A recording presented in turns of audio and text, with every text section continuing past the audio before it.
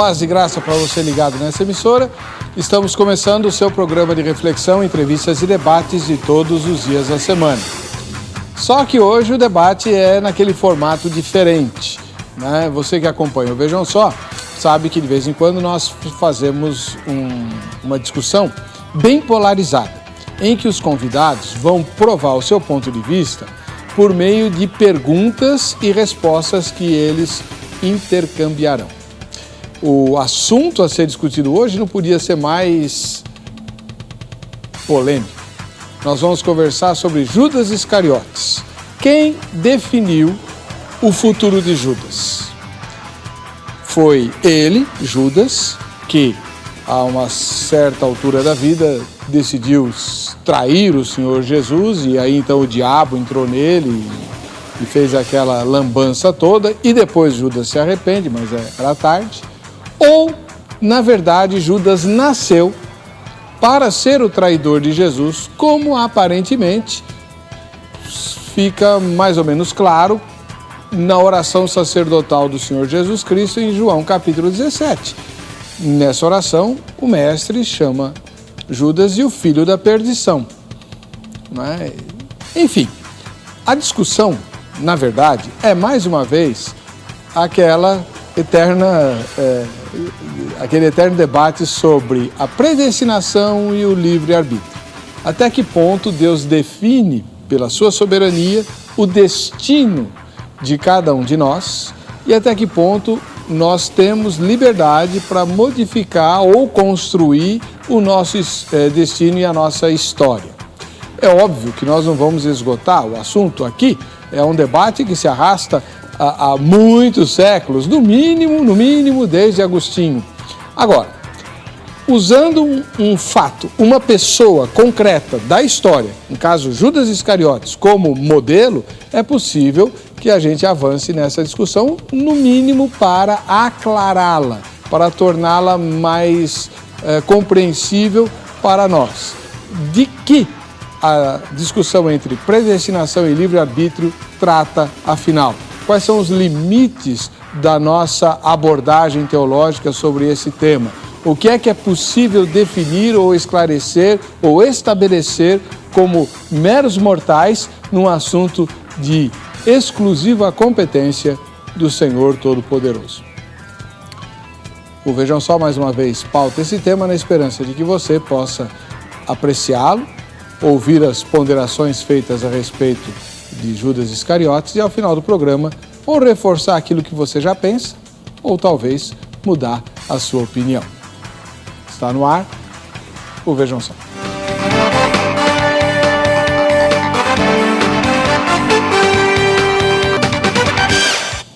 Muito bem.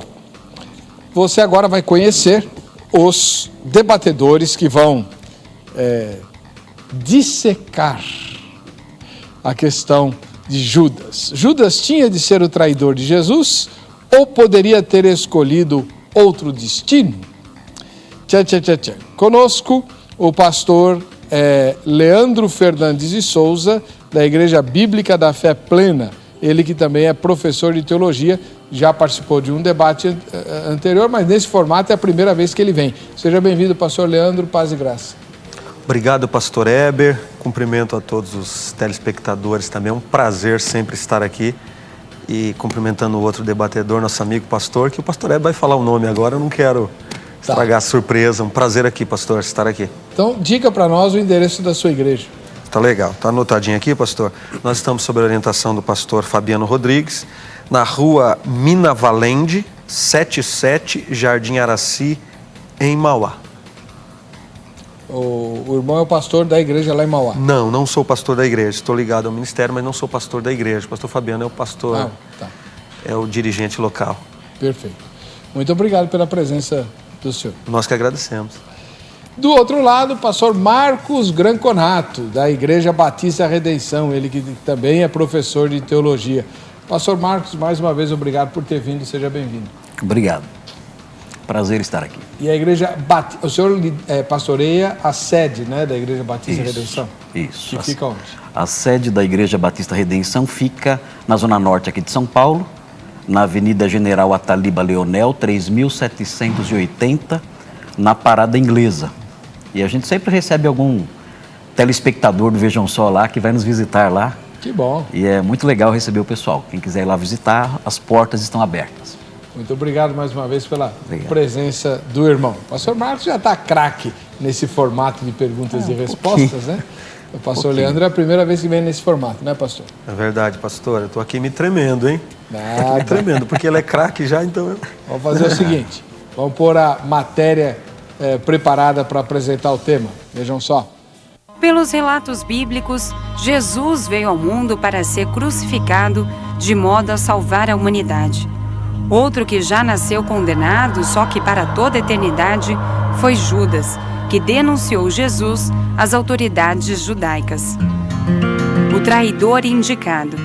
Ditas estas coisas, angustiou-se Jesus em espírito e afirmou: em verdade vos digo que um dentre vós me trairá. Respondeu Jesus: é aquele a quem eu der o pedaço de pão molhado. Tomou, pois, um pedaço de pão e, tendo-lhe molhado, deu a Judas, filho de Simão Iscariotes. E após o bocado, imediatamente entrou nele Satanás. Então disse Jesus: o que pretendes fazer, faze-o depressa. O pacto da traição. Ora, Satanás entrou em Judas, chamado Iscariotes, que era um dos 12.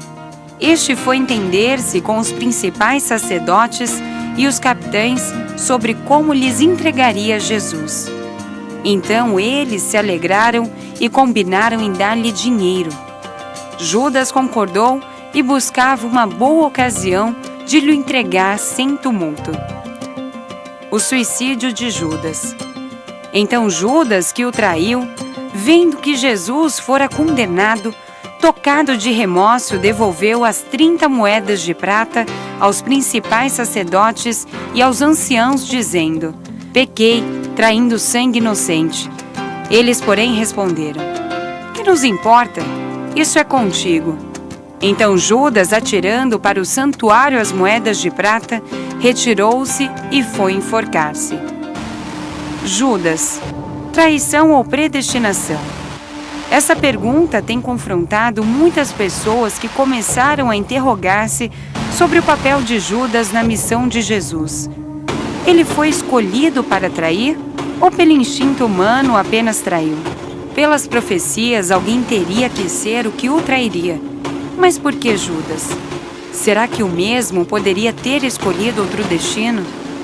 Você pode ter uma visão mais detalhada sobre o assunto agora no programa Vejam Só.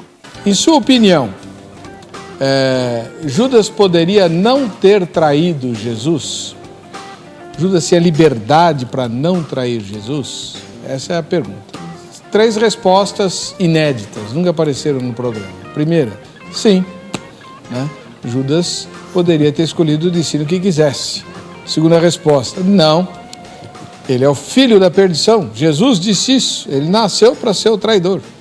Terceira resposta, que é a minha, não sei. Não sei. Eu não sei. E o pior é que eu não sei mesmo. Começar com o pastor Leandro Fernandes de Souza, ele que é ministro da Igreja Bíblica da Fé Plena e professor de teologia. Pastor Leandro, qual é o ponto de vista que o senhor vai defender? Pastor Heber, eu vou defender, embora o senhor disse ainda há pouco que é um tema extremamente polêmico, mas eu vou me arriscar e defender que Judas teria liberdade para influenciar no seu próprio destino. Eu vou defender esse ponto de vista.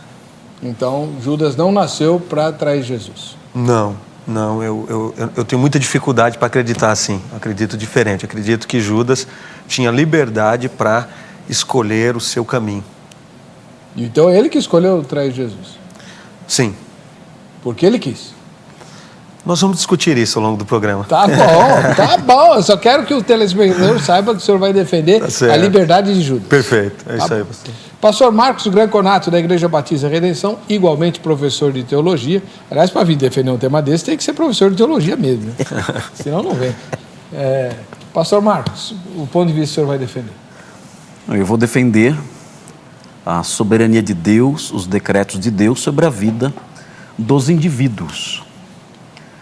Eu creio que o Senhor, Ele é soberano na administração da sua graça salvadora, e o modo como Ele administra essa graça salvadora permanece um mistério para nós. É por isso que essa pergunta que foi levantada, ela é tão intrigante e ela mexe tanto com as emoções, porque nós temos algumas inclinações próprias do nosso raciocínio que imediatamente levantam objeções à questão de uma predestinação de Judas, por exemplo, para atrair Jesus. Porque isso, dentro da nossa lógica limitada, humana, nossa lógica de 1 mais 1 é igual a 2, dentro disso nós entendemos que se Deus agiu assim, se Deus predestinou Judas para ser o traidor, ou qualquer outra forma de predestinação, então a liberdade humana desaparece, e com a liberdade humana desaparece a responsabilidade humana. Ninguém é culpado de nada, porque Deus predestinou essas coisas, e ninguém pode se aproximar de Deus e dizer: olha, como é que o Senhor pode me condenar? Se o Senhor mesmo escreveu a história de antemão, e eu sou apenas alguém que está cumprindo os seus decretos. Então, dentro da nossa lógica de 1 mais 1 igual a 2, essa lógica rasa, superficial, humana, meramente natural, nós não conseguimos ajustar a verdade teológica a essa lógica natural. Por isso, nós precisamos não da lógica racional, não do raciocínio humano, nós precisamos da revelação. Quando a razão não encontra mais respostas, quando a razão se vê limitada e não consegue caminhar mais, então nós recorremos à revelação. E quando nós nos aproximamos da revelação, nós nos deparamos com coisas que contrariam a lógica humana. E nós descobrimos que o Senhor, Ele é sim aquele que decreta toda a história das nações, das instituições, toda a história humana e também de indivíduos. E isso, curiosamente, por mais que pareça contraditório para nós, isso a Sagrada Escritura afirma, e sem anular a responsabilidade das pessoas que são objetos do decreto estabelecido. Você fala, mas como é que pode isso? A Bíblia não está nem aí para explicar. Ela não explica. A Bíblia diz o seguinte, veja por exemplo o que está escrito em Lucas 22, 21 e 22. Jesus diz o seguinte: o Filho do Homem vai, conforme tudo o que acerca dele está escrito. Isso é decreto. Tudo que estava decretado e escrito e registrado, inclusive sobre Judas, vai acontecer. Então isso é decreto, isso é soberania divina. Isso é o que está além da nossa compreensão. A mente de Deus é inescrutável. Seus propósitos e decretos são difíceis de nós mergulharmos e compreendermos e traçarmos os contornos deles. Mas olha como continua o texto. O Filho do Homem vai, conforme tudo que acerca dele está escrito, soberania divina. Aí ele prossegue: mas ai daquele por meio de quem ele vai.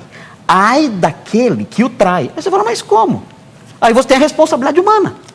Agora, como eu harmonizo? Não tinha que ter um versículo entre o 21 e o 22, explicando essa relação? Decreto divino no 21, responsabilidade humana no 22. Não tinha que ter um versículo explicando o nexo entre os dois? Eu sinto falta desse versículo, mas quando eu olho entre o versículo 20 e 22, eu só vejo espaço em branco entre os dois. Não tem nada explicando.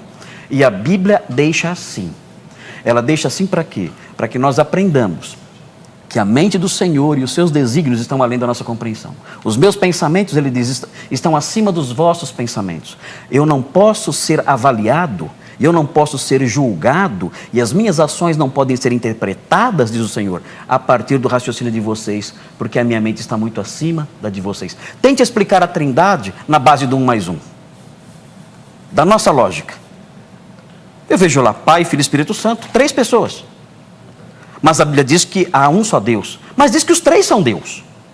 Eu não consigo aplicar a lógica humana, a simples matemática de 1 mais 1 mais 1. Eu não consigo aplicar para entender uma doutrina bíblica. Então tem que recorrer à revelação. E é isso que a Bíblia afirma. A Bíblia afirma que Judas foi sim um instrumento de Deus escolhido por ele para realizar esse papel terrível. E ao mesmo tempo fala que ele é culpado e ai dele por ter traído Jesus. As duas coisas é dita na Bíblia. A partir do próximo bloco, você vai ver esses dois pontos de vista serem testados por meio das inquirições mútuas que ambos farão. Quem que é o mais velho, hein? Eu.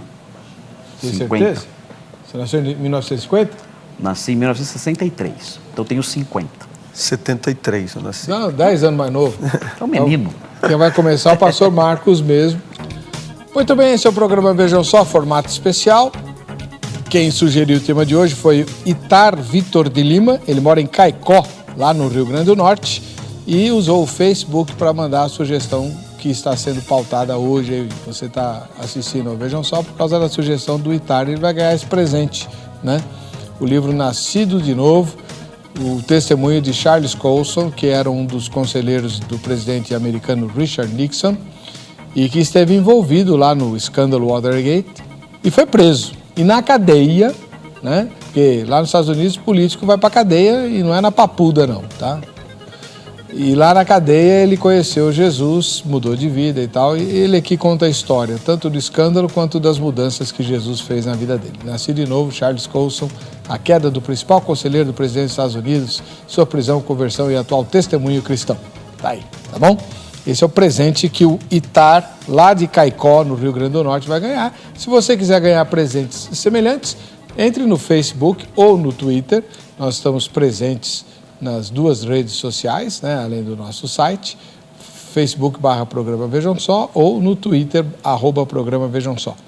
Mande sua sugestão, tema, assunto ou convidado. Se a sua sugestão for pautada, você ganha o presente, tá bom? Bem, o tema que ele sugeriu foi: Judas tinha de ser traidor de Jesus ou poderia ter escolhido outro destino? E quem vai começar a perguntar é o pastor Marcos Granconato, da Igreja Batista Redenção. Pode perguntar, pastor. Ok. Minha pergunta ao pastor Leandro, né? Nosso colega aí de ministério, aí somos soldados do mesmo lado, mas com pensamentos um pouquinho diferentes. Tá certo. É a seguinte, pastor Leandro, o texto de João 17:12 fala assim: quando eu estava com eles, guardava-os no teu nome, que me deste, protege-os, e nenhum deles se perdeu, exceto o filho da perdição, para que se cumprisse a Escritura. Em Mateus 26:54, Jesus responde aos discípulos que tentaram frustrar a sua prisão o seguinte: como, pois, se cumpririam as Escrituras, segundo as quais assim deve suceder? Então, a pergunta que eu faço ao pastor é exatamente essa pergunta que Jesus fez. Se Judas podia se arrepender e não trair Jesus e não fazer nada disso, a pergunta que eu faço é essa que Jesus fez: como, pois, se cumpririam as Escrituras segundo as quais assim deve suceder? Qual que é o endereço dessa palavra? O endereço da pergunta é Mateus 26:54. Muito obrigado. 3 minutos para o senhor, pastor Leandro. E eu não queria estar no seu lugar. Mas eu estou aqui predestinado, pastor. Boa, Amém. essa foi boa. Tá certo. Amém. O pastor Marcos, uma pergunta muito interessante, ele citou primeiro João capítulo 12, versículo 17, né? João 17:12. Perdão. João capítulo 17, versículo 12. Isso. É isso mesmo. Interessante é que Jesus disse: tenho guardado aqueles que tu me deste. Jesus falando para Deus. E nenhum deles se perdeu, senão o filho da perdição. Ora, se Judas estava predestinado a se perder, os outros discípulos estavam predestinados a não se perderem. Se Judas já estava com seu destino traçado, os outros discípulos também. Então, assim como Jesus guardou os outros discípulos, Judas se perdeu. Então eu vejo nesse texto, a grosso modo, que havia um certo cuidado de Jesus para com os outros. Se ele teve um cuidado com os outros, eu penso que todos, olhando para esse texto, estavam correndo um certo risco, porque se há uma predestinação aqui tanto para o bem como para o mal, Jesus não precisava se preocupar em guardar aqueles que o Pai mesmo o deu. Já estavam guardados, predestinados a estarem com Jesus para sempre. Então, se Jesus os guardou, é porque eles também corriam risco. Então, aqui nesse texto, eu vejo uma certa liberdade. Nós temos uma liberdade de escolha. Um outro ponto, João 17:12 ainda. Para que a Escritura se cumprisse. E depois o pastor Marcos leu Mateus 56:54. Como, pois, se cumpririam as Escrituras que dizem que assim convém que aconteça?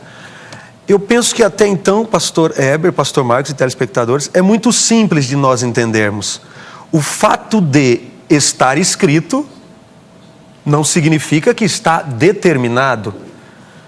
O fato de estar escrito não significa que está determinado. Quando Deus diz alguma coisa, eu creio que Deus fala. Quando Deus diz alguma coisa, significa que Ele determinou que aconteça ou Ele está apenas prevendo o que pode acontecer. Agora, Deus ele pode determinar, decretar algumas coisas? Lógico que pode. Ele é o Todo-Poderoso. Agora, o fato dele poder decretar não significa que ele tenha decretado sempre. O fato de Deus falar comigo agora que eu vou sair daqui do estúdio e entrar à direita, significa que ele determinou ou ele está apenas prevendo aquilo que vai acontecer? Então, o fato de estar escrito, a meu ver, não significa necessariamente que Deus tenha decretado. Eu preciso analisar também o contexto. Cada caso é um caso. Nesse caso, eu continuo vendo a liberdade do ser humano. Tá bom. Pastor Marcos Granconato, pode comentar. O problema, desculpe, pastor Leandro, mas... Pois não? O problema que foi apresentado, a pergunta que foi feita, ela não foi respondida enfrentando a situação que ela propunha. É claro que estamos falando aqui de um decreto. É evidente, é claro que nem tudo que Deus fala é decreto. A palavra de Deus, o assim diz o Senhor, não é composto só por decretos. É claro que há outras coisas, há outros textos de outras naturezas. Mas o que estamos tratando aqui é um decreto. Ele está dizendo, o Filho do Homem vai conforme tudo o que acerca dele está escrito. É um decreto, a morte de Jesus é um decreto. Fala sobre o filho da perdição que o trai para cumprir a Escritura. Está falando da Escritura no seu aspecto decretivo, naquilo que Deus estabeleceu. Em Atos, no capítulo 1, versículos 16 a 20, Pedro mais uma vez usa a mesma expressão e fala acerca de Judas, dizendo que ele fez tudo isso para que se cumprisse a Escritura, inclusive o seu suicídio. E fala que ele foi para o seu próprio lugar, ou seja, o lugar que já estava designado para ele, diz isso em Atos 1, 25. Além de falar que ele cumpriu a Escritura já estabelecida, já decretada, inclusive no aspecto do seu suicídio, diz também que ele foi para o seu próprio lugar, ou seja, um lugar já fixado. Então, dizer que isso, esses textos todos não tratam de um decreto, isso aí é rejeitar a natureza da própria palavra dita. E isso, agora, a primeira parte da sua resposta, né? Dizer que o fato de Jesus guardar alguém significa que eles não estavam seguros aí por um decreto de não cair. Na realidade, dentro da teologia ortodoxa, é exatamente o oposto que acontece. É exatamente pelo fato do Senhor ter decretado que eles não caiam, que o próprio Senhor os guarda. Porque pelas próprias forças, é claro que ninguém consegue se manter de pé. Nós cremos que é o Senhor quem guarda os seus até aquele dia. Então o decreto, ele não é uma verdade solitária. Além do decreto, existem os resultados, as ações que Deus realiza em função do decreto. E uma delas, nesse caso, é guardar os seus discípulos. Ele decretou que vai salvá-los e, por ter decretado que vai salvá-los, ele os protege. Por isso, ele protegeu os demais discípulos e não fez isso com Judas. Judas tinha outro destino fixado e estabelecido. Essa é a minha concepção acerca da resposta do irmão. Muito obrigado. Agora é a vez do pastor Leandro fazer a primeira pergunta dele ao pastor Marcos. Está certo. O pastor Marcos disse que nós não respondemos exatamente a questão.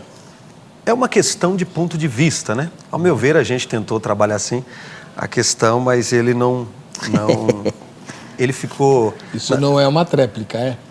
Não. Então, fazer qual é a sua pergunta? A minha pergunta é, pastor Marcos, sim, onde fica a justiça de Deus quando ele determina, quando ele decide que uma pessoa deve fazer algo que não é bom? Onde está a justiça de Deus? Onde está a justiça de Deus? 3 minutos, pastor. Tá. Deus faz o que quer. A justiça dele está em tudo. Nós não podemos olhar para as ações de Deus e julgar. Deixa eu ver se agora Deus é justo ou se agora Deus é injusto. Nós não temos o direito de fazer essa pergunta. Essa pergunta que o Senhor fez para mim, o Senhor pode fazer para mim. Agora nós não podemos fazer essa pergunta para Deus, porque Ele é justo em todos os seus caminhos, inclusive nos caminhos que eu não compreendo. Quando eu estou diante de uma ação de Deus que me surpreende, eu olho para isso e eu digo, nossa, mas como pode isso ter acontecido e o Senhor ter agido assim? Como algumas porções da Bíblia que eu até, se tiver tempo, posso mostrar. Eu posso olhar para isso, ficar perplexo, ficar confuso, e as reações que eu posso ter são duas. A primeira é olhar para Deus e falar, o Senhor é injusto. A outra é olhar para mim e dizer, eu sou limitado na minha mente e eu não sei entender os seus caminhos. Mas eu sei pela fé que ainda que a minha mente me engane e as minhas percepções sejam limitadas, eu sei que a sua justiça é perene e é inabalável. Essa pergunta que o senhor fez, pastor Leandro, já foi feita outras vezes e o próprio apóstolo Paulo a fez em Romanos 9. Ele fala o seguinte em Romanos 9, no versículo 15, veja só. Pois ele diz a Moisés, terei misericórdia de quem me aprouver ter misericórdia, e compadecer-me-ei de quem me aprouver ter compaixão. Assim, pois, não depende de quem quer ou de quem corre, mas de Deus usar a sua misericórdia. E agora vem a parte que o Senhor, que interessa a essa resposta, porque a Escritura diz a Faraó, para isto mesmo te levantei. Lembra o que Faraó fez? Para isto mesmo te levantei, para mostrar em ti o meu poder. Ele levantou Faraó, endureceu o coração dele, para mostrar nele o seu poder e para que o meu nome seja anunciado por toda a terra. Ele faz o que ele quer, ele é Deus. Logo, ele tem misericórdia de quem quer e também endurece a quem lhe apraz. E aí vem a sua pergunta. Tu, porém, me dirás, de que se queixa ele ainda? Em outras palavras, onde está a justiça dele? Pois quem jamais resistiu à sua vontade? Como é que Deus pode fazer isso? Onde está a justiça dele? Como é que ele reclama da desobediência se ele mesmo endurece o coração de alguém? Resposta bíblica. Quem és tu, ó homem, para discutires com Deus? Essa é a resposta de Deus, diante de uma pergunta como essa. Onde está a minha justiça? Quem és tu, para discutires comigo, diz o Senhor.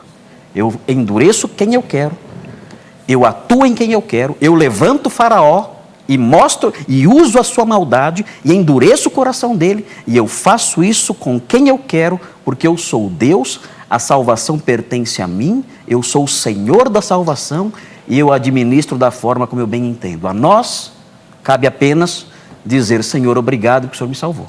Amém. E louvado seja o seu nome, pela sua sabedoria e seus decretos. Essa é a minha resposta. Barbaridade. Pastor Marcos Greconato respondeu e o pastor Leandro vai comentar a resposta dele. O pastor Marcos não respondeu a De minha novo? pergunta. Vocês vão ficar nesse ping-pong, né? Esse ping-pong, né? ai. Pastor Marcos é uma Então, pessoa tá bom. simpaticíssima. Obrigado. É o primeiro que fala isso na minha vida. Tá legal. Claro, pastor Heber, pastor Marcos, claro que nós sabíamos que usaríamos Romanos capítulo 9, né? Se nós não usássemos, não teria tanta graça. Mas se nós lermos com carinho, e é o que o pastor Marcos faz com muita atenção, as escrituras sagradas, perceberemos que, de um modo geral, quando nós lemos está escrito, para se cumprir o que está escrito, nós precisamos analisar o contexto e perceberemos que, de um modo geral, é um contexto de questionamento. Mateus 26, Jesus disse para os seus discípulos: se nós fizermos diferente, como vai se cumprir as Escrituras? Ou seja, há um contexto de questionamento. Romanos 9 é a mesma coisa, Romanos 9, 6. Não que a palavra de Deus haja faltado, porque nem todos os que são de Israel. Então há um contexto, pastor Marcos, de questionamento, de dúvida.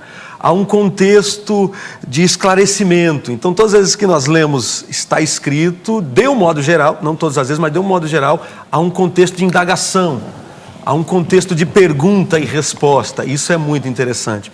Outra coisa, usando também o capítulo 9 de Romanos, Paulo, ele transporta, ele importa para o Novo Testamento, literalmente uma linguagem do Velho Testamento. E nós sabemos que, ou percebemos, ou algumas pessoas percebem e interpretam dessa forma, a gente entende que a linguagem do Velho Testamento é um pouco diferente da linguagem do Novo Testamento, principalmente no quesito Deus. Hoje, por exemplo, no meio evangélico, sobretudo pentecostal, eu vejo uma satanização das coisas.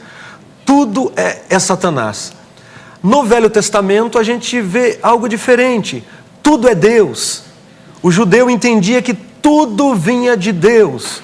Tudo é Deus, Ele que mata, Ele que dá a vida, tudo é atribuído a Deus. Então Paulo usa literalmente essa linguagem do Velho Testamento e aplica no Novo Testamento. Mas eu não vejo nesse texto que o pastor Marcos leu uma predestinação. É questão de interpretação. É uma linguagem judaica. Paulo lança a mão do que está escrito para provar que vale a pena ler o Velho Testamento. O que está escrito se cumpre de fato. Mas eu penso que é questão meramente de interpretação. Eu não vejo predestinação para, aliás, no capítulo 9 de Romanos. Eu não vejo decreto divino nenhum. É questão de interpretação, é um jogo de palavras. Tá bom. Cada um de vocês fez a primeira pergunta, ouviu a resposta e comentou. Vamos para a segunda rodada. Pastor Marcos Greconato. Minha pergunta é a seguinte: já que o senhor falou sobre o Velho Testamento, e já que o Novo Testamento, ele não dá para entender ele direito, e o que ele diz, ele não diz, o que ele fala, ele não fala, nós vamos ao Velho Testamento, então. Judas não foi, segundo o seu entendimento, ele poderia se arrepender. Mas não temos só o problema de Judas, há outros problemas semelhantes. E há um no Antigo Testamento que eu quero destacar, gostaria que o irmão explicasse para mim esse texto. Está em 1 Samuel 2:25, sobre os filhos de Eli. Fala assim, Eli falando com seus filhos: pecando o homem contra o próximo, Deus lhe será o árbitro. Pecando, porém, contra o Senhor, quem intercederá por ele? Eli está levando seus filhos ao arrependimento, está estimulando seus filhos para que eles se arrependam, está ensinando, aconselhando, pregando para eles. Aí vem o comentário do autor de 1 Samuel: entretanto, não ouviram a voz de seu pai, eles não se arrependeram, porque o Senhor os queria matar. Ou seja, eles foram impedidos de se arrepender, porque Deus tinha um propósito. Deus queria matá-los. Esse era o alvo de Deus, era o decreto de Deus. Deus queria matar os filhos de Eli, e de fato os matou. Eles ouviram a mensagem do pai, o apelo do pai, foram exortados, mas o texto explica que eles não ouviram, e a razão é essa: Deus queria matá-los, essa era a vontade, o decreto de Deus. Como o senhor explica isso de acordo com a sua concepção? 3 minutos, pastor. Eu não entendi a pergunta. Qual é a pergunta, pastor? Parece que tem duas numa só. Não, Me perdoe. Não entendeu a pergunta? Não entendi. Como o senhor explica esse texto que fala, Sim. que os filhos de Eli não se arrependeram porque Deus queria matá-los? Havia um plano de Deus. E esse plano de Deus impediu que eles se arrependessem. Eles não se arrependeram porque Deus queria matá-los. Como o senhor explica isso? O homem não tem liberdade para se arrepender? Tem, na minha Deus opinião, tem impede liberdade. o homem de se arrepender aqui porque quer matá-los? Esses dois aqui não tiveram oportunidade, não tiveram liberdade, eles não tiveram a escolha de se arrepender porque Deus tinha o alvo de matá-los e essa opção então eles não tinham? O senhor, pastor Marcos, entende que Deus foi quem os impediu. Eu só estou lendo o texto. Esse texto não está claro para mim. Eu não entendo da forma que o senhor entendeu. Então como é que o senhor entende? É questão de interpretação. Então explique para nós. Eu entendo que a Bíblia é inspirada por Deus, Claro. só que numa linguagem humana. Sim, lógico. Eu digo aqui para os nossos telespectadores, Deus me deu um carro. Eu não tenho carro, é só um exemplo. Amanhã ou depois eu posso vir, num próximo programa, motorizado com o meu próprio carro. Eu digo, Deus deu um carro. É verdade. Se alguém disser aqui, pode acreditar, telespectador, é verdade. No entanto, quais os meios que Deus usou para me dar esse carro? Eu trabalhei, estou pagando prestações ainda. Não, eu entrei numa loja e o dono da loja resolveu me dar um carro. Ou eu estava em casa, alguém tocou a campainha e disse que Deus mandou dar um carro. Todas as respostas estão corretas. Mas eu quero resumir dizendo que Deus me deu um carro.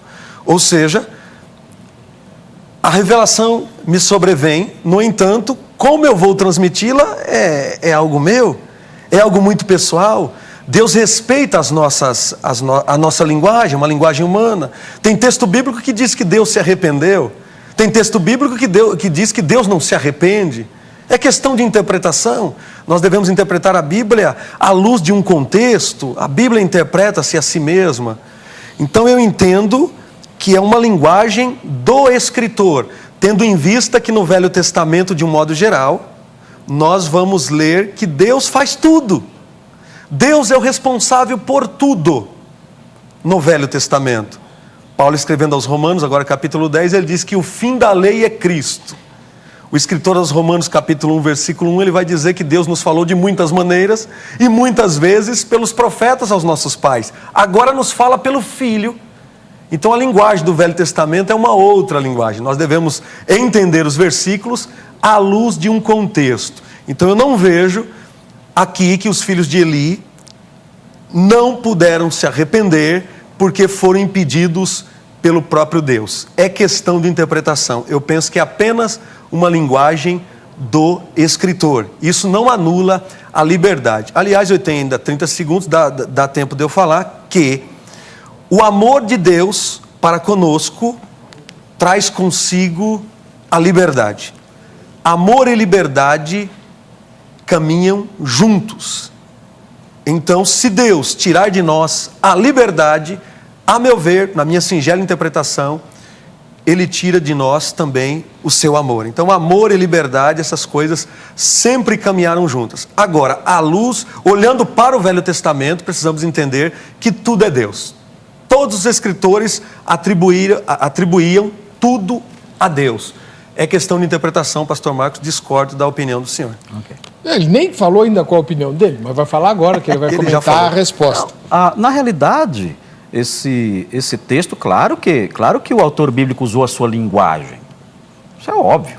Como todos nós usamos, e como todos os escritores usam, qualquer pessoa que senta na frente de um computador para escrever, ele vai usar a sua linguagem. Mas quando nós usamos a nossa linguagem, assim como o autor bíblico, nós dizemos alguma coisa. O que nós dizemos tem um significado, o que nós dizemos tem um sentido. A Bíblia é um livro, como o irmão acabou de mencionar há pouco, é um livro que foi escrito para nós entendermos. Não é um livro de charadas. Não é um livro com uma linguagem hermética. Não é um livro com uma linguagem que você olha e você não entende nada. Nós podemos olhar para o texto, ler o texto e compreendê-lo. Qualquer pessoa pode fazer isso, especialmente um texto como esse, que não é um texto difícil. Nós estamos aqui diante de um grande desafio hermenêutico, como há porções na Bíblia que representam grandes desafios hermenêuticos. O senhor é professor de seminário, o senhor sabe disso tanto quanto eu. Agora, estamos aqui diante de um texto muito claro. Um texto que diz apenas o seguinte: eles não ouviram seu pai, eles falam de um efeito, eles não escutaram seu pai. E diz a causa, porque o Senhor os queria matar. É simples. É muito simples compreender isso. Porque os filhos de Eli não ouviram seu pai e não se arrependeram. Porque Deus tinha um plano para eles. Qual era esse plano que Deus tinha para eles? Deus os queria matar. É simples.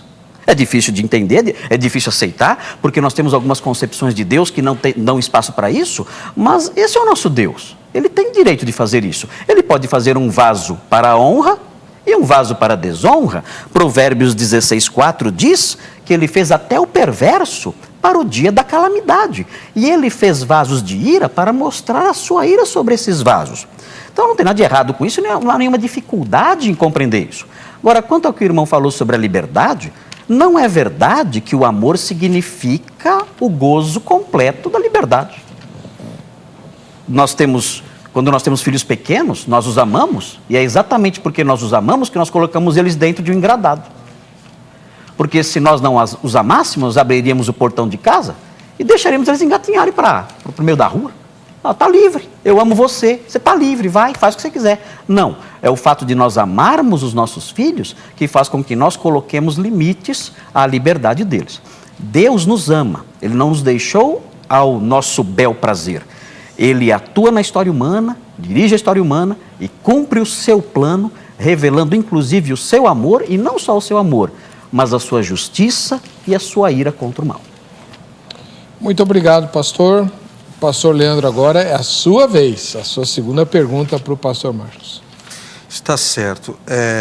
O pastor Marcos falou que é muito simples de nós entendermos alguns textos. Isaías 66:1 diz que o céu é o trono de Deus e Deus descansa os seus pés na terra. Então eu devo entender isso literalmente também. Eu queria saber, eu queria perguntar qual é o tamanho do pé de Deus, mas não é essa pergunta que eu vou fazer. Se é para entender literalmente, esse texto também é claro. O que eu quero dizer? Não é subestimando o conhecimento do pastor Marcos, que com certeza tem muito a me ensinar. Mas eu quero dizer que o texto está aqui, mas nós interpretamos do jeito que julgamos, com coerência, do jeito que entendemos. E eu vou usar uma frase dele, com base na nossa limitação. Ele usou 2 ou 3 vezes esse termo, nós somos limitados. Então, dentro da nossa limitação, ele interpreta de um jeito, eu interpreto de outro. Mas o senhor não disse qual foi a sua interpretação, o senhor não respondeu a minha interpretação não, eu disse... Isso aí foi vencido, quem está julgando é o telespectador. Você tem que fazer a sua segunda pergunta. Okay. Eu disse que é questão de linguagem do autor.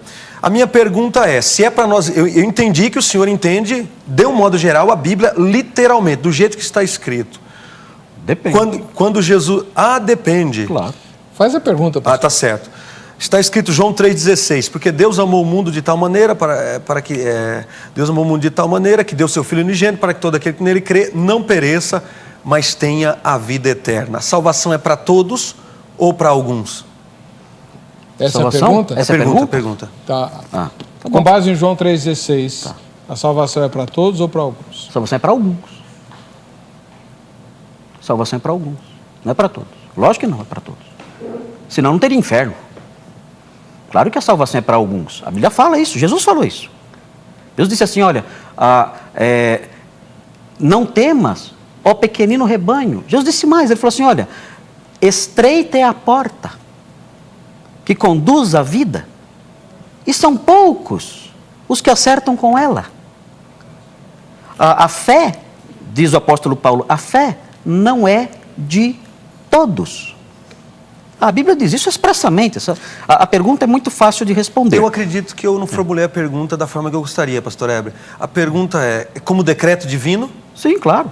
Como decreto? Deus decretou alguns para Sim, salvação claro. e outros para a perdição? Isso é muito Essa claro. era a pergunta que eu gostaria. Isso é muito claro em toda a Escritura. O apóstolo Paulo fala isso, Jesus fala isso. Jesus diz, olha, ainda tenho outras ovelhas, não deste aprisco. A mim convém conduzi-las. Então haverá um só rebanho e um só pastor. Ele fala que tinha outras ovelhas. E ele olhou para os seus oponentes e disse, vós não sois das minhas ovelhas. Vocês não são. Eu tenho outras ovelhas, mas não são vocês. E eu vou chamá-las e vou conduzi-las. João ainda diz também que Jesus morreu para reunir os filhos de Deus, que andam dispersos. Ele fala isso. Pessoas que nem tinham sido salvas ainda. E o Senhor fala para Paulo, em Atos 18, se não me engano, quando ele está em Corinto. Ele fala, olha, prega, fala e não te cales, porque eu tenho muito povo nesta cidade. Não era todo mundo. Eu tenho muito povo nesta cidade. Então, existe sim um povo eleito. Tanto que Paulo, quando se dirige à igreja, chama a igreja de os eleitos de Deus. Então, isso é muito claro na Escritura, isso está acima de qualquer discussão. O texto mais claro acerca disso é o texto que o Senhor disse que não significa o que claramente significa, que é Romanos 9. Né? Romanos 8, Romanos 9, dizem claramente isso. Isso é muito claro naquele texto, é só olhar o texto. Enfim, agora, não sei por que o Senhor disse que eu entendo toda a Bíblia literalmente. Não, claro que não. A leitura da Bíblia é uma leitura natural. Há um versículo na Bíblia que diz assim, se o teu inimigo tiver fome, dá-lhe de comer. Se tiver sede, dá-lhe de beber. Porque fazendo isto, ajuntarás brasas de fogo sobre a sua cabeça. Então é muito fácil saber qual parte do versículo é literal e qual parte do versículo é figurada. Se o teu inimigo tiver fome, dá-lhe de comer. Isso é literal. Está com fome, dá comida. Porque fazendo isso, amontoarás brasas de fogo sobre a sua cabeça. Isso é figurado, é evidente. É só nós olharmos o texto e percebermos pelo nosso bom senso. Os pés de Deus estão sobre a terra. É claro que isso é um antropomorfismo pedagógico. Claro que ele está querendo... Claro que Deus não tem pé. Ou você perguntou o tamanho do pé de Deus, né? O senhor foi irônico nessa hora, né? Mas não tem problema, o nosso debate admite esse tipo de ironia. Eu sou bastante irônico também. Mas é claro que não estamos medindo o pé de Deus. Quando fala do pé de Deus estar sobre a terra, está falando exatamente daquilo que o senhor está negando. A soberania dele sobre o mundo.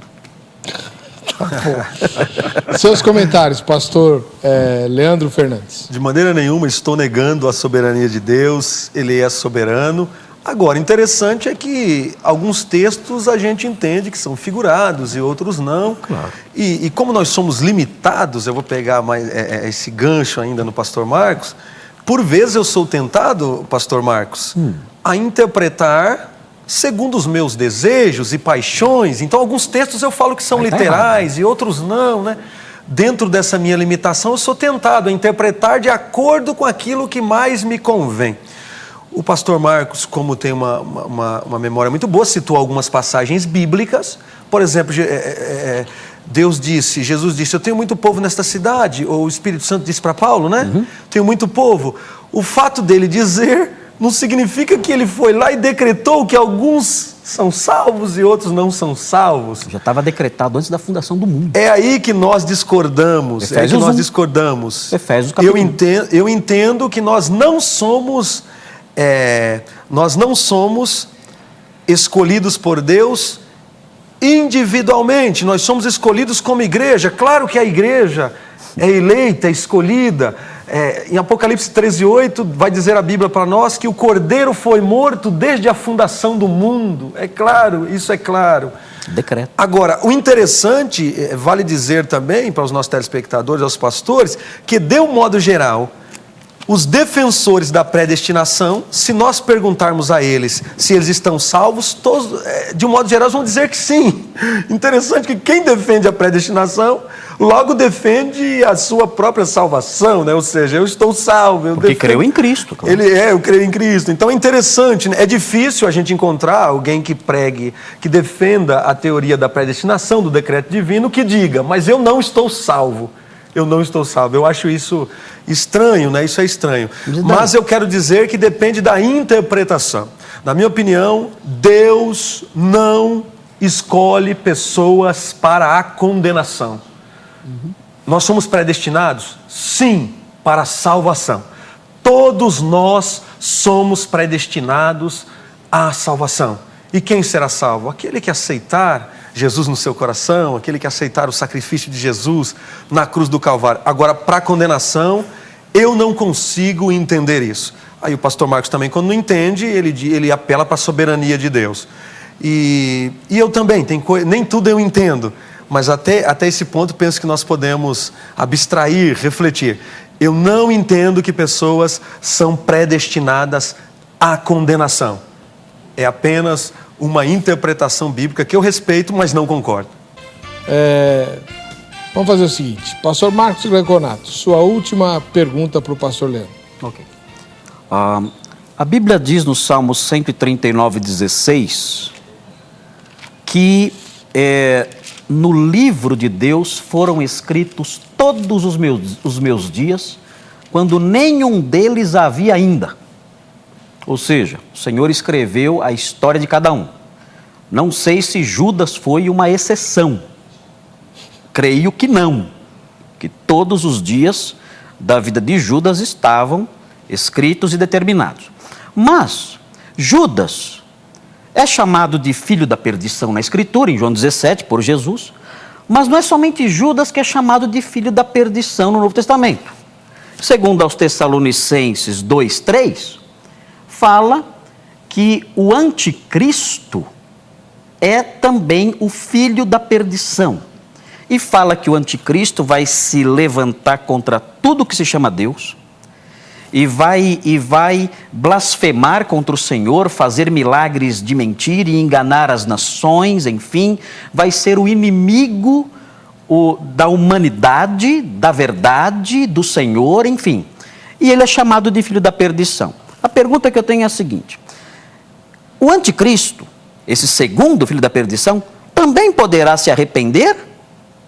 É possível também que ele se arrependa? Ou ele tem que cumprir a Escritura que diz que ele vai se levantar contra Cristo e fazer guerra contra ele, e não seguir os preceitos do Senhor, nem se curvar ao Senhor? Ele pode se arrepender, ou ele vai cumprir o que está determinado na Escritura sobre ele? O anticristo.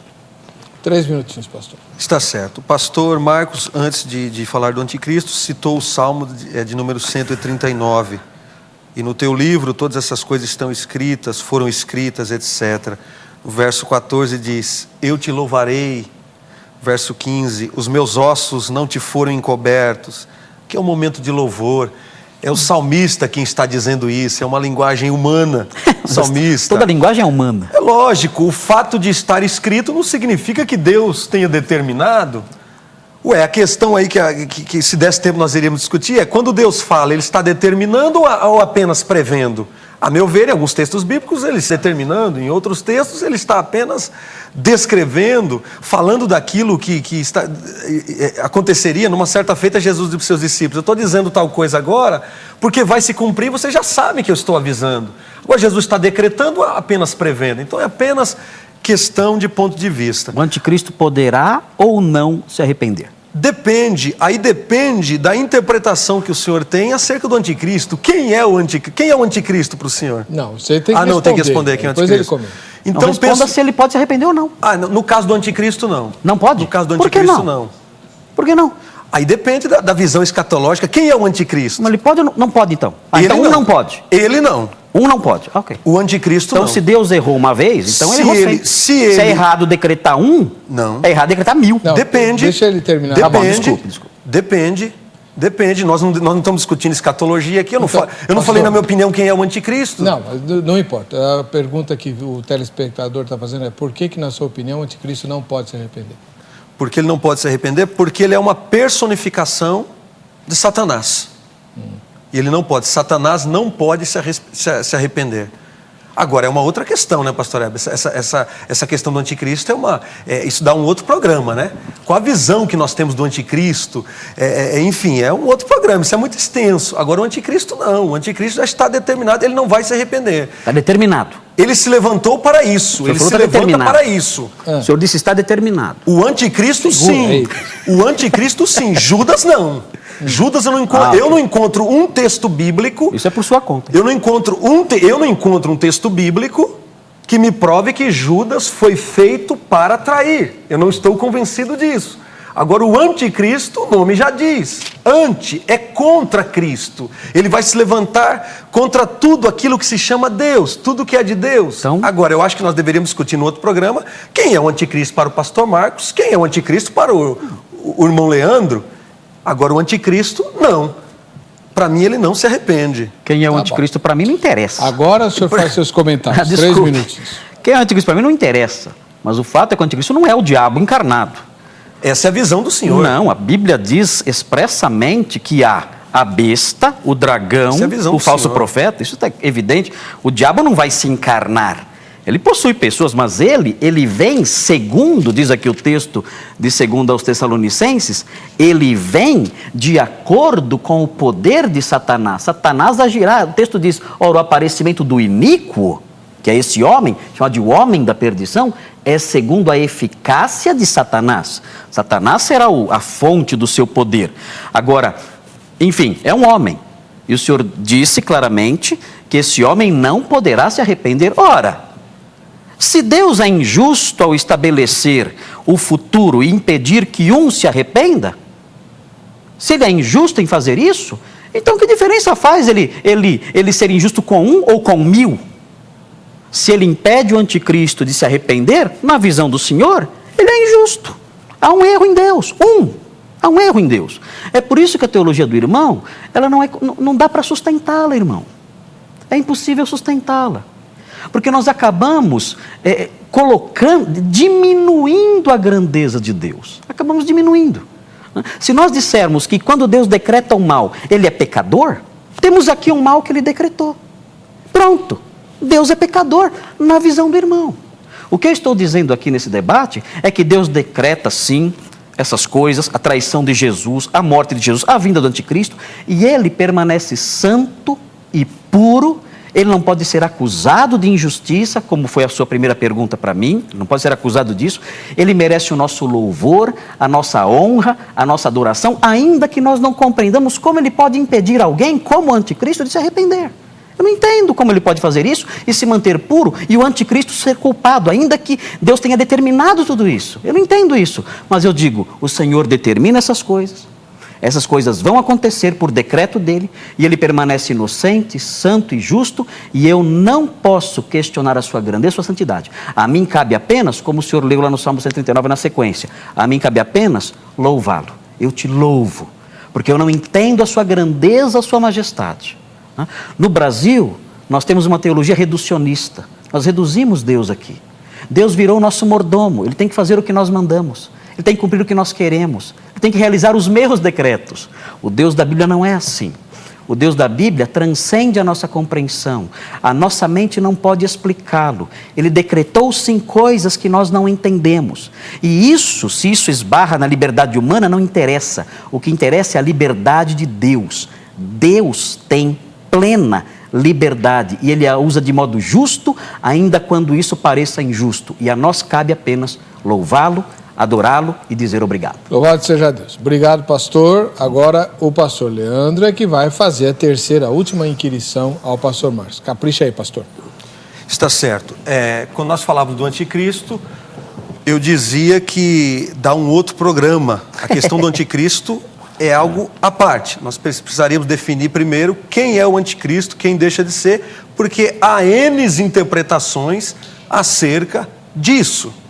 Há N interpretações, não há uma só. Quando o pastor Marcos diz, é evidente, está claro, os telespectadores devem entender que é a opinião dele.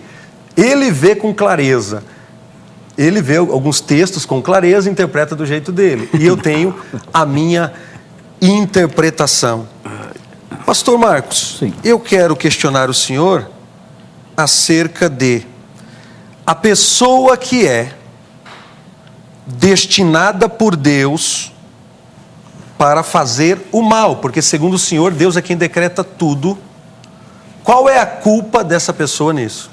Ela tem culpa completa nisso, total. A culpa dela é integral. Mais uma vez, qual é o texto que nos ajuda a perceber isso na Bíblia. Mais uma vez, voltando lá no comecinho lá. Né? Lucas 22, 21 e 22. Está lá. O texto mostra o quê? Que Deus decretou que as coisas fossem daquele jeito. Deus decretou isso. Mas, ai daquele que trai o Filho do Homem. O Filho do Homem seria traído, diz Jesus, conforme tudo que estava escrito sobre ele. Mas ai daquele que o trai.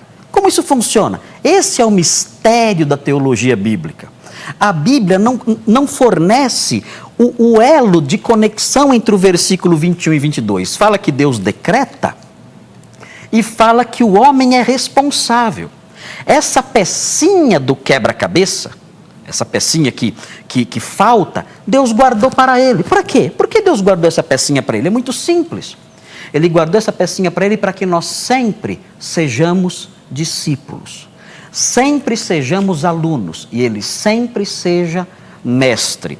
A Bíblia diz em Atos 4 que Herodes e Pôncio Pilatos, leia o telespectador em sua casa, Atos 4 diz que Herodes e Pôncio Pilatos fizeram tudo o que a mão do Senhor predeterminou. Tudo. Isso é dito expressamente em Atos capítulo 4. Fizeram tudo o que a tua mão e o teu propósito predeterminaram. Mas ai deles, o próprio Jesus disse para Pilatos que ele tinha culpa. E Judas, ele disse, quem me entregou a ti, maior pecado tem. Então a culpa das pessoas que Deus decretou que realizassem essas coisas, Judas, Herodes, Pôncio Pilatos, os próprios filhos de Eli que não se arrependeram, essas pessoas todas, elas são integralmente culpadas das suas ações. Agora, como harmonizar isso, essas ações delas, com o decreto de Deus, isso o Senhor não revelou. Se eu falar isso aqui, aí eu vou estar inventando. O que eu sei é que as duas coisas são verdade. Elas são responsáveis e Deus decretou. O elo, o Senhor não nos deu. Amém. Seus comentários, pastor Leandro Fernandes. É interessante que o pastor Marcos, por vezes, disse no nosso debate. É muito claro, é evidente. Agora, a pergunta que eu fiz, qual é a culpa daquele que tem o decreto de Deus para o mal? Ele disse que é um mistério. Então eu quero usar essa palavra mistério para dizer que o anticristo também, telespectadores, é um mistério. Não disse que é mistério. Por isso que eu disse que cabe um outro programa. A questão do anticristo é um mistério para mim também. Então interessante que, de um modo geral, eu acredito, pastor Marco, que vez por outra, eu acordo calvinista, vou dormir arminiano, porque nós mudamos durante o dia. Nós mudamos de acordo com as nossas experiências. É verdade. Eu não mudo durante o dia. A gente muda, o ser humano é um ser que ainda está em formação. Nós mudamos. Essa ideia de que Deus decretou tudo, na prática nós não acreditamos não. Na prática nós não acreditamos sempre. Porque se Deus decretou tudo, eu posso atravessar a rua sem respeitar o farol. Deus decretou tudo. Por mais que eu esteja certo, se Deus decretou que um caminhão vai passar por cima da minha cabeça, já está decretado e pronto. Então eu quero dizer que na prática nós não acreditamos muito não. É de acordo com a situação. Por mais que na teoria seja bonito, a gente fala que está claro, etc. Mas na prática nós não acreditamos muito não nessa predestinação de Deus. Porque na prática nós buscamos os nossos desejos, as nossas paixões, os nossos projetos, as nossas realizações. E esse desejo que nós temos por vezes desenfreado de buscar coisas novas, significa que nós somos livres. Nós temos a liberdade. Uma outra coisa, eu quero levantar uma outra coisa, que se nós formos entender a Bíblia literalmente, com base nestes textos citados pelo pastor Marcos, qual o critério para que outros textos eu não entenda literalmente também? Então, alguns textos eu devo entender ao pé da letra, noutros textos eu tenho liberdade para divagar. Então eu acho isso também uma teologia um pouco insustentável, pastor Marcos. O senhor me perdoe, mas eu acho que nós interpretamos a Bíblia, eu digo para meus alunos sempre, o que me atrapalha na leitura bíblica é que eu interpreto de acordo com os meus desejos. Eu tive um professor de filosofia, católico, eu amo os irmãos católicos, e ele dizia que a história de Jonas é um mito, que Jonas não foi engolido por um grande peixe, uma baleia, não sei o quê.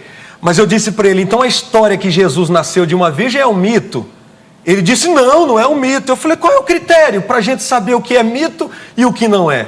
Eu cheguei à conclusão, telespectadores e pastores, me perdoem. A gente interpreta a Bíblia, por vezes, de acordo com os nossos desejos e as nossas paixões. Então nós somos livres. Esta é a minha palavra final. Deus não decreta tudo. Judas tinha sim poder sobre o seu destino, na minha opinião. Tá bom. Vamos fazer o seguinte, nós vamos ouvir agora a opinião das pessoas que a nossa repórter entrevistou com o mesmo tema que estamos discutindo aqui. Vamos ver. Não são teólogos. Judas Vamos lá. tinha de ser o traidor de Jesus ou poderia ter escolhido outro destino? Era o destino dele de fazer isso, né? Olha, ele poderia ter outro destino, mas só que o inimigo de Deus, Lúcifer, como diz a Bíblia, implantou no coração dele o germe da traição. Mas ele podia ter todos nós temos o livre-arbítrio para escolher o bem e o mal. E Judas, por sua vez, escolheu o mal. Acho que ele estava predestinado a fazer aquilo. Acho que tudo é predestinado a acontecer. Não, ele fez porque já estava escrito porque Deus permitiu, né? Para que se cumprisse a palavra de Deus. Ele podia ter escolhido não trair Jesus. Ele poderia ter escolhido outro destino, na minha opinião, sim. Porque a atitude foi ele que tomou, foi uma escolha dele. Ele teve que trair. Acho que, assim, é uma espécie de... Acho que todos nascem predestinados, né? Uns para salvação, outros para perdição. Judas tinha que trair Jesus para mostrar o que ocorre na humanidade hoje. Poderia ter outro destino. Ele escolheu o que ele queria, né? Como livre-arbítrio que Deus pra gente, ele fez a escolha dele. Que não precisava ser ele, justamente, precisava ser outra pessoa, poderia ser outra pessoa. Ele tinha o livre-arbítrio de não trair Jesus, né? Mas não é questão de ser predestinado a isso. Eu acho que foi um fato. Infelizmente ou felizmente, ele traiu para dar decorrência a tudo que aconteceu, né? Tudo bem, você ouviu dois teólogos, agora você ouve as pessoas comuns, né? Cada um responde conforme... Aí sim, concordo com o pastor Leandro, conforme a sua conveniência. Isso aí é claro. Né? Muito bem. Pastor, eu vou fazer uma pergunta para cada um de vocês, vocês têm 1 minuto só para responder, tá? Tá. Então vamos lá. Pastor Marcos Granconato, por que não podemos aceitar que a eleição se baseie na presciência de Deus? Isso anularia, por acaso, a soberania dele? Não, bom, primeiro, eu só quero corrigir uma coisinha aqui. Eu não tenho irmãos católicos também, não. Ele falou lá de irmãos católicos, eu não tenho irmãos católicos. Mas voltando à sua pergunta agora. Nós não podemos crer que a eleição é com base na presciência, porque a presciência pressupõe que Deus olhou no corredor da história e Ele viu pessoas que creriam, e aí Ele as escolheu. Então, nesse caso, a eleição não seria gratuita, ela seria meritória. Eu escolhi porque eu vi que aquela pessoa tinha uma inclinação para crer e até creu de fato. Então eu vou escolhê-la, não seria a eleição pela graça.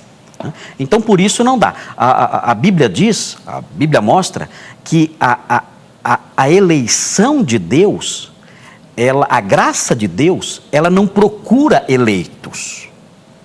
A graça de Deus não procura pessoas dignas e então as chama. A graça de Deus olha pessoas indignas e as transforma em pessoas dignas. É isso que ela faz. Então, por isso que não dá para ser pela presciência, porque isso pressupõe mérito naqueles que Deus escolheu. Vou fazer um tema sobre a presciência, então. Opa. Agora, pastor Leandro Fernandes Souza, o senhor mencionou mais uma vez que o Antigo Testamento joga tudo nas costas de Deus. Deus faz tudo no Antigo Testamento, mais ou menos como alguns pentecostais hoje demonizam tudo, né? Então, a pergunta que eu quero fazer para o senhor é a seguinte. Quando o Antigo Testamento atribui tudo a Deus, ele erra em transmitir essa informação? Tá certo. Eu tenho 1 minuto só, então em 10 segundos eu quero dizer que eu tenho alguns irmãos católicos, sim. Inclusive tem até irmãos que são evangélicos. Até evangélicos serão salvos. Por que católicos não, né? Então, mas esse é um outro departamento. Eu tenho até irmãos que são evangélicos, né? Eu tenho até irmãos que são evangélicos. Porque a Bíblia não fala de catolicismo nem de Mas eu perguntei se o Antigo Testamento erra quando atribui tudo a Deus. Não, penso que errar não, pastor Heber, mas é uma questão de interpretação, né? Eu penso que há uma responsabilização exagerada por parte dos escritores, porque a revelação de Deus ela vai se dando gradativamente. Então a gente percebe que no Novo Testamento há uma linguagem diferente. Eu lanço mão novamente de Hebreus 1:1. No princípio, antigamente Deus nos falou pelos profetas de várias formas, de várias maneiras, e hoje nos fala pelo Filho. Então é uma linguagem diferente.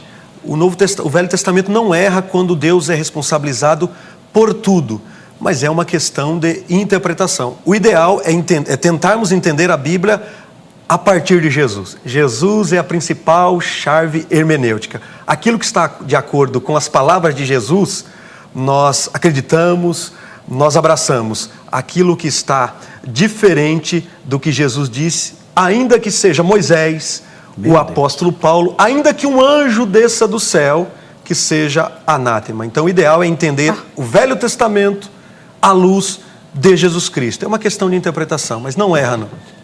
Se você tiver dúvidas a respeito desse assunto, você tem o contato do pastor Leandro Fernandes e do pastor Marcos Granconato no site vejamsó.com.br. Escreva para eles, olha, eu não entendi o que o senhor quis dizer, não entendi o que o senhor falou, ou então quer convidá-los para ir à sua igreja, ou para fazer um debate, ou fazer uma palestra. Eles estão à sua disposição, até porque o cachê que eles ganham aqui é para gastar lá no céu, de tão grande que é.